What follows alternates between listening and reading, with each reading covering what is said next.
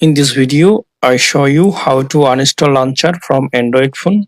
For uninstalling launcher, first method, go to your Play Store, then search which launcher you want to uninstall. For example, Nova launcher. I want to uninstall Nova launcher.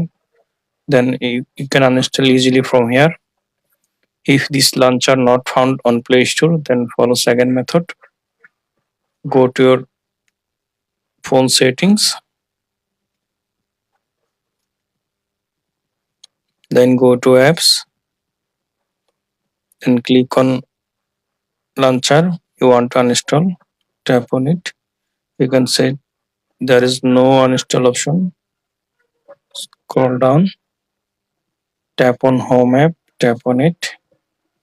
Now go back to your original launcher, pixel launcher, system launcher, iOS launcher, or any other launcher you use. Tap on it. Now long press on this launcher, click on I button. Then you can see that there is an install option. And okay. Now I hope that this video fixed the problem. Thanks for watching. Don't forget to subscribe.